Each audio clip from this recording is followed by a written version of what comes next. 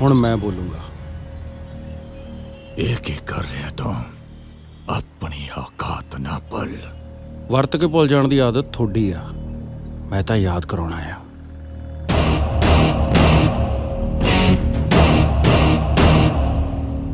ਹਾਂਜੀ, ਸਤਿ ਸ੍ਰੀ ਅਕਾਲ ਸਾਰਿਆਂ ਨੂੰ। ਮੈਂ ਤੁਹਾਡਾ ਆਪਣਾ ਰੁਪਿੰਦਰ ਗਾਂਧੀ ਖੰਨੇ ਵਾਲਾ। ਉਹ ਵੀਰੇ, ਉਹ ਯਾਰ ਬੋਲ, ਉਹ ਯਾਰ ਬੋਲ ਲੈਣ ਦੋ ਯਾਰ ਵੀਰੇ, ਬੋਲ ਲੈਣ ਦੋ ਇੱਕ ਮਿੰਟ। ਭਈਆ ਜਿਵੇਂ ਆ ਨੇਤਾ ਬੋਲਦੇ ਨੇ ਐਵੇਂ ਨਹੀਂ ਬੋਲਣਾ ਆਉਂਦਾ ਮੈਨੂੰ। ਮੈਂ ਜੋ ਵੀ ਬੋਲੂੰਗਾ ਦਿਲ ਤੋਂ ਬੋਲੂੰਗਾ। ਆਪਣੇ ਆ ਨੇਤਾ ਜੀ, ਆਪਣੇ ਆ ਮੰਤਰੀ ਜਿੰਨੇ ਬੈਠੇ ਨੇ ਇੱਥੇ, ਅੱਜ ਆ ਤੁਹਾਡੀ ਸਾਰਿਆਂ ਦੀ ਭੀੜ ਦੇਖ ਕੇ ਖੁਸ਼ ਬਹੁਤ ਹੁੰਦੇ ਹੋਣਗੇ। ਇਹਨਾਂ ਨੂੰ ਪਤਾ ਕੀ ਲੱਗਦਾ, ਇਹਨਾਂ ਲਈ ਤੁਸੀਂ ਮੈਂ ਸਾਰੇ ਮੰਡੀਰਾ ਭੀੜ ਵਧਾਉਣ ਵਾਲੀ, ਬਸ ਹੋਰ ਕੁਝ ਨਹੀਂ।